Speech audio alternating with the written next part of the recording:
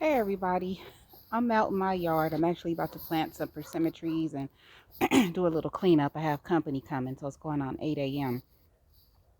And I go and spray the bird bath. The bird bath is full of ice. Let me show you. Ooh, look at that. Ice.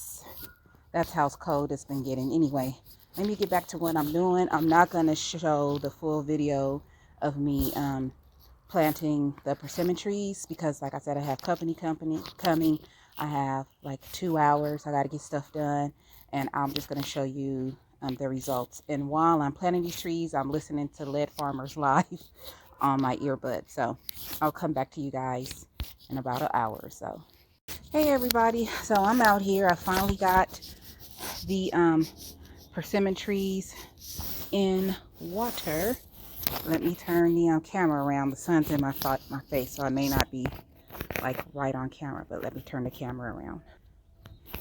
Okay, these two here are grapes. So let me turn the camera back around.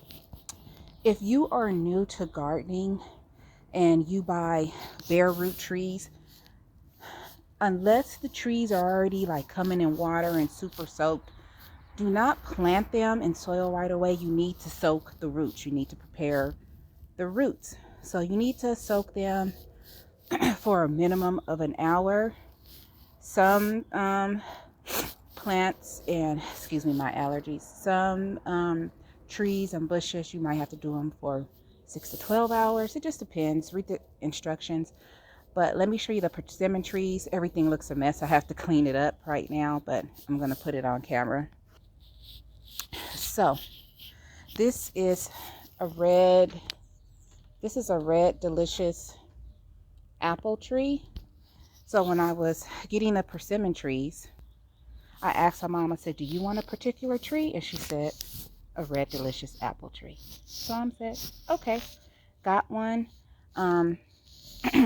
Bare root trees are usually less expensive than trees that have already been planted in soil, usually because the vendors or the nursery has not planted them in soil. They're not using their soil or their own containers, which are actually very cheap. So they serve bare roots cheaper. Let me continue with the persimmon trees. Let's see here. This is my fuyu. This is a gyro fuyu. Okay. I got a coffee cake. Okay, coffee cake. And this one should be the chocolate. This is a chocolate persimmon. You can basically plant persimmon trees in any type of soil. So once after, right now I'm planting them in containers to let the roots settle in, and I'll leave them in the containers for a few weeks. And after that, I am going to plant them actually in the grass, because you can plant persimmon trees pretty much in any soil and they will survive. And I checked that with Lead Farmer, and I checked that with another guy who gardens. They both say pretty much any soil, as long as it's not too clay, but just normal soil. You can just go buy a bag of soil, plant them. The apple tree, I'm going probably to leave in a container longer, and I'm going to plant it on the other far end of my garden, or I'm thinking about planting it in the front yard but further up before the HOA notices. It'll like be a few years before they notice that there's an apple tree back here. And maybe closer to my neighbor's house, so that way I'll have a big red delicious apple tree before they tell me to cut it down. Maybe I'll get a few years out of it. Anyway, I think this is going to be it for my trees, because I don't have as big a yard as everybody thinks. I'm changing stuff around, but right now let me get back to doing a little maintenance on my yard, moving a little bit of stuff around, and then I'll start planting my trees. So this is what it looks like. It's a mess. It's a mess. It's a mess. I have to clean it up. Another thing I put in the water is this stuff called Super Thrive. Okay, you don't have to do that. The guy at the nursery was like, this is gonna help, and then your mom should go out and mist the trees. You guys know my mother ain't coming out misting no trees. They will get watered. It's going to be dry for the next few weeks. I don't know when our next rain is coming, but I'm going to water these plants the same way I water everything else in the yard, and they should be fine. Just give everything a little bit more vitamins. He was like, yeah, you should mist your trees a couple of times a day. I'm like, you're trying to make me kill the tree by overwatering it so I could go buy another tree. I'm not paying you no attention, but I'm just like, yeah. Okay, now I'm going to give you the price of these trees. So they have them in 3/8 thickness, 1/2 inch. So the persimmon trees, I could only get them in 1/2 inches. That's what they had. They were $63, and this is bare root. The red delicious apple was 3/8, I think, and it was actually $37.99. Not too bad. If I would have waited till they planted these trees in container, each of these trees would have been way over $100, and I wouldn't have got the persimmon trees that I wanted. Now I'm still listening to Lead Farmers Live right now. While I'm doing this, I'm going to clean up the yard. I let the trees soak, and then I'm going to start preparing the containers. I'm not going to videotape all that because it's going to take way too long, and this video will be seriously long. So I'll come back to you guys in a little while when I show you the results. Hello everyone, I'm finally finished planting everything out here. I just need to clean up a little bit better, but take me like 2 or 3 minutes to do that. So let me show you what I've done. It's still kind of wet out here, but it's okay. Let me show you. I'm not going to start with the trees. I'm actually going to start with the grapevine. I haven't worked this hard in a long time in the garden, but sometimes we have to in order to keep your good crops. So let me show you. I cut back the grapevine and planted two new ones. And there's a mess over there that I have to chop up and put in to the trash container on the side of the house. But yeah, if you don't know, let me come around here. This is my almond tree, looking pretty, ready for this summer. Sorry, I just did a spin there, didn't mean to do that. So if you don't know, you should cut back your grapevines yearly. This particular grape plant right here, I thought it wasn't going to do anything. It had the longest branches of all of them, and I actually probably should cut this off and some more back. All of these, I mean, they grew like crazy, and you actually should kind of cut off some of the sheeting off of it. I need to look up how to do that to have sweeter plants. But yeah, you might want to trim some of that off too, but I don't know how to do it, so I haven't done it. And these two plants right here are new. The garden bed itself, the soil was really old and depleted, so I went ahead and kind of dug it up a little bit, sifted up the soil, trying not to disturb the roots. I hit some of the roots, but put them right back down in there again, and then added a bag of good compost soil, and one that had the soil base booster that had all of like the bat guano and all of that in it. And then the two plants that I was soaking in water, I took that water and threw it in here because I put the vitamin B1 in it, and then just watered it. you have to do maintenance on your trees and your vines and things of that nature that are supposed to stay around for years, because you want them to keep growing. You don't want to have to go out and get new grapevines every year. I was raised in South Central LA. I've probably heard me say that a million times before. And we had a grapevine in LA that literally just grew wild on its own every year, and it gave us some of the biggest luscious grapes with seeds in it that you can ever have. But they were sweet every year, and they were like black purple.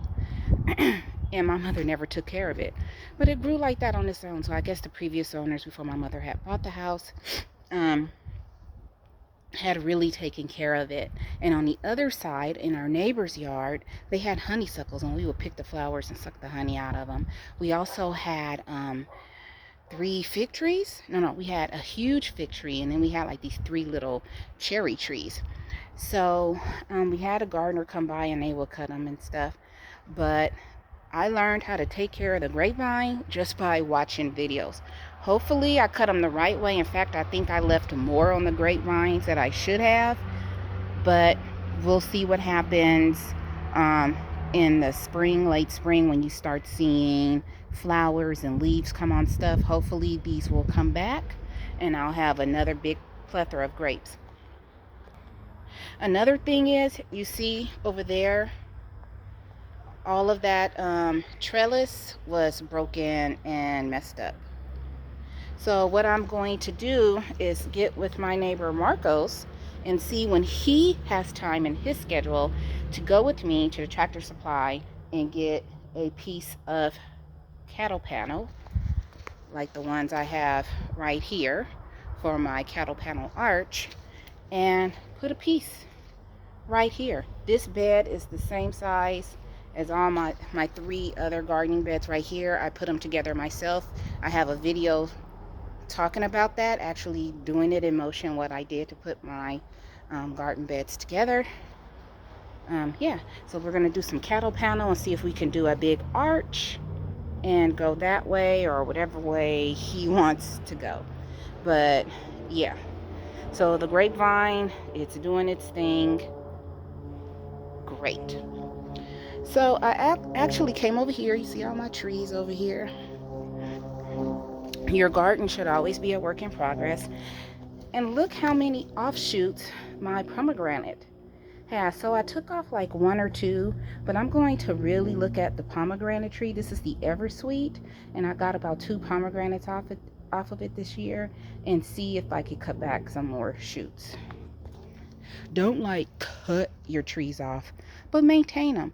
I have to do cutting and taking off branches of trees because I don't have acres of land. I'm on about 8,800 square feet of land, close to 9,000 square feet. And I have a pretty nice size yard, but not enough where I can just have trees just overgrowing and doing stuff. I have to take care of it.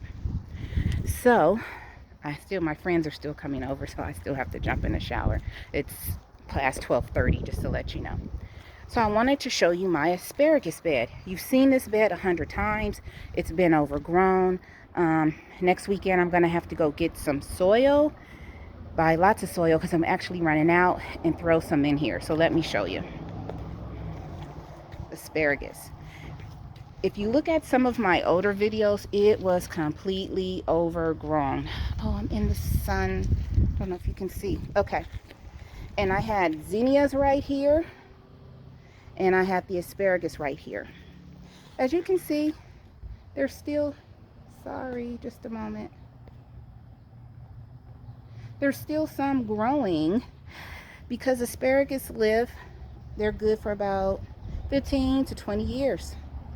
Okay, when asparagus die off in one season, you got to cut those back, and I cut them back real good. I got close up on it and got to like the root of the dead ones and cut them back, and they keep growing.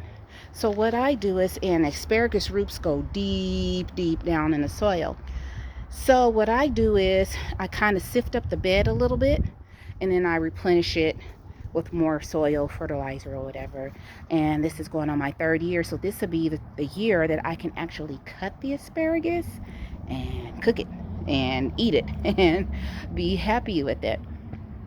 So I wanted to give you an update on that, my grapevine and my asparagus bed, because there are some things you don't have to keep buying every year. If you keep up with it, they will continue to grow. Okay, so let me continue. So right here, I also threw the buckets of water in the trees that I just planted. So this is my coffee cake. Can you see it? Wait a minute.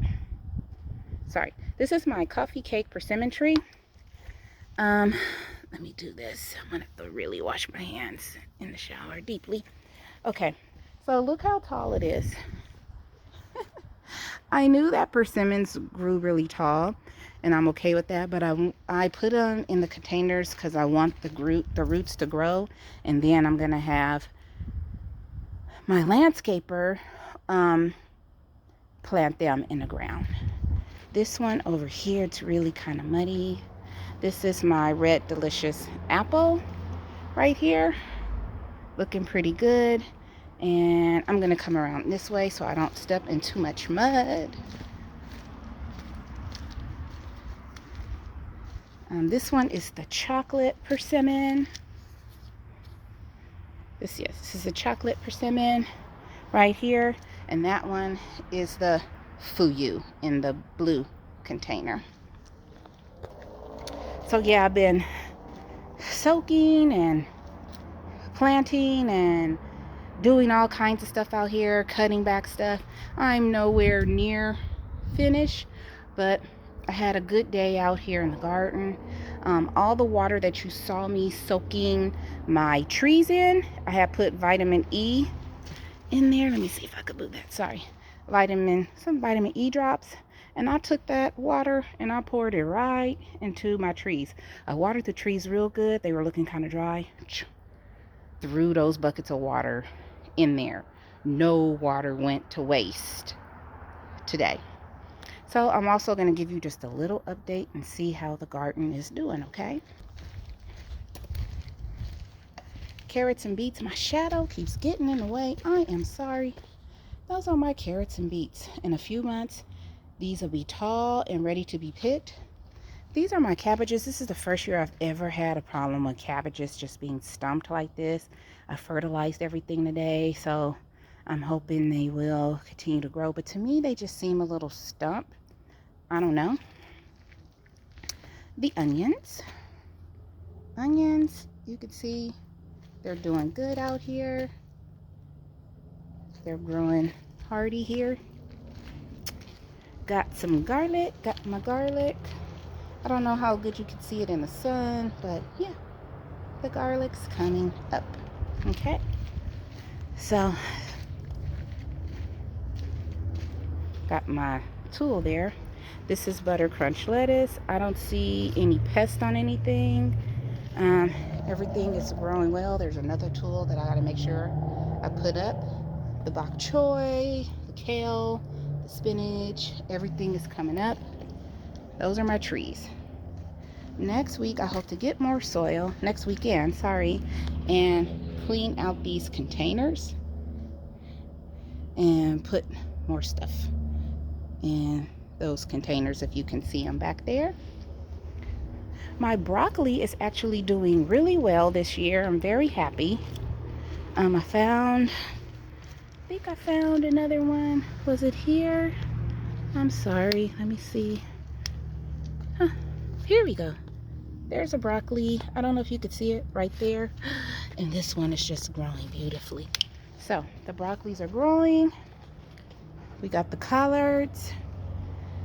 We have the Brussels sprouts and the cauliflower. We're going to have a lot of cauliflower, more than what I thought. I like cauliflower. My mommy doesn't. But she's not the one growing the food, is she?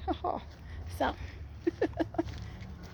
But we'll have broccoli and cauliflower. I can do something with the cauliflower as long as I got some food growing. I'm okay with that. And I wanted to give you an update, a little update on my lettuce over here. And I just got to kind of step around all this mud. Let me get out of the mud. I'm about to go in the house and shower. Oh, I see some more stuff I got to throw away. Let me turn this around. And here we are. I did water this today. I watered all of this today. And it gets really dry. I cleaned out that muddy water that was down there. And you will see something else. The old compost bin is gone. Gone. I gave it to someone who came over yesterday. As you guys know, my mother's on kidney dialysis, and she's close with one of her nurses at the dialysis clinic. And her boyfriend came over, and I gave him a piece of exercise equipment. Look at a previous video. I was showing you part of our stockpile. Had a piece of exercise equipment. I got rid of it. They took it. We had these little shelvings for shoes. They took that. And he was in my garden. He was looking, and we both was talking. And I said, "Do you want this compost container?" He was like, "Yeah, it's a really good one. Take it." If anybody has a love for gardening and there's something that I can give them that they don't have to go out and buy, I'm giving it to them. So that is it. That is it for the garden. I'm going to clean up this mess, and I'm going to go in the house and shower and get ready for my friends to come over. Hopefully I can catch T-Nog today. I'm hoping I could catch her live. If not, hopefully I could catch her on Tuesday. Okay, so that is it. I did find one recall. I'm going to try to do that one before I go to bed tonight when I'm more relaxed and chill. But I did find one. I think it was from January 12th, so I'm a little behind. Behind in my emails. I have like over 2,000 emails, so I need to go through them. And it usually doesn't take me that long, believe it or not. I usually highlight all the ones unread, and I kind of sift through them. And if I see it's something important, I unhighlight that one, and then I move on with my life. But that is it for today. And as I always say, please find peace within yourself, and please be peaceable with each other. I absolutely love you all. Have a beautiful Sunday afternoon.